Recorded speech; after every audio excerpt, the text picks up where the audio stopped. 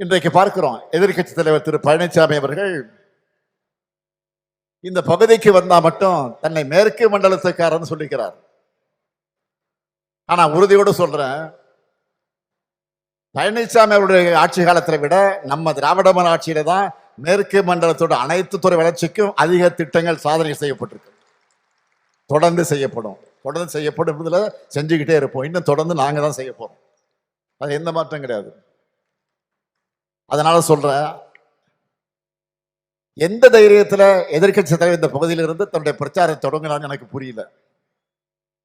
ஆனா நிச்சயமா சொல்றேன், அதிமுகவோட 2026 தேர்தல் தோல்வி இங்க இருந்து தான் தொடங்க போகுது.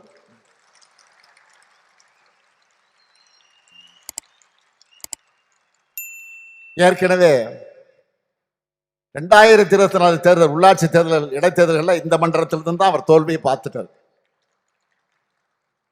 அதுதான் வர சட்டமன்ற தேர்தலையும் தொடரப்போகுது. ஊரா சுந்தரம் பஸ்ல போய், சுந்தரம் டிராவல்ஸ் பஸ்ல போய் பொய்களை கத்தி கத்தி உறக்க பேசினா தன்னுடைய அலங்கோல ஆட்சியை மக்கள் மறந்துட்டு இவர் பேசுறதெல்லாம் நம்புவாங்கன்னு நினைச்சுட்டு இருக்காரு. ஆனா அவர் ஆசையில மண் விழுற மாதிரி உங்களுடன் ஸ்டாலின், நலன்காக்கும் ஸ்டாலின், நம்ம அரசோட திட்டங்கள் மக்கள்கிட்ட பெரிய இட்டாயிடுச்சு.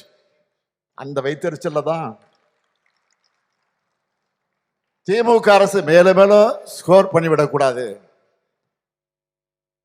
மக்களுக்கு நன்மை நடந்துடக்கூடாதுன்னு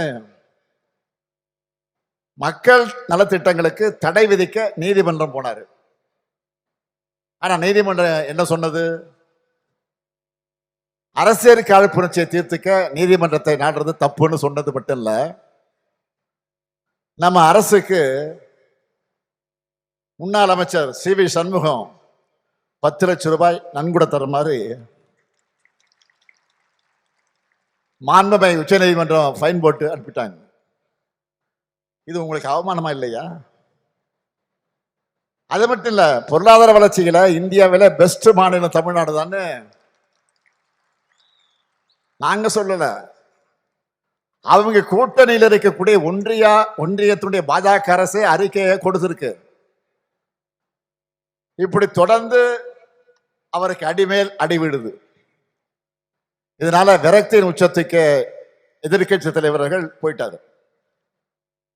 அதனாலதான் முதலமைச்சருங்கிற மக்கள் அளிச்ச பொறுப்புக்கு கூட மரியாதை தராம தரந்தாழ்ந்து என்ன ஒருமையில பேசிட்டு வர்றாரு. அதை பத்தி எல்லாம் நான் கவலைப்படல.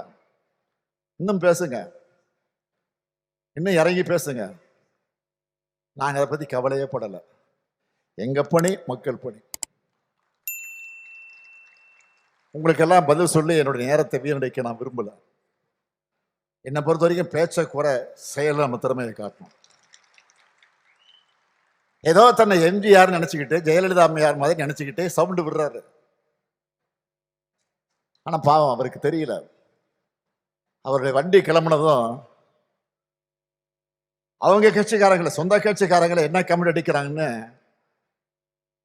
அவருடைய எந்த சதி திட்டமும் நம்ம அரசோட சாதனைகளை முன்னாடி எடுபடல, இனியும் எடுபடாது. நம்ம திராவிட மாடல் அரசை பொறுத்த வரைக்கும் ஒவ்வொரு மாவட்டத்துக்கு தேவையானதை பார்த்து பார்த்து அவன் செயல்படுத்திட்டு வரோம். அனைவருக்குமான நல்லாட்சி நடத்திட்டு வரோம். இந்த நல்லாட்சி என்னாலும் தொடரணும் தான் மக்களாகிய நீங்கள் விரும்புறீங்க. இந்த நல்லாட்சி என்னாலும் தொடரும்.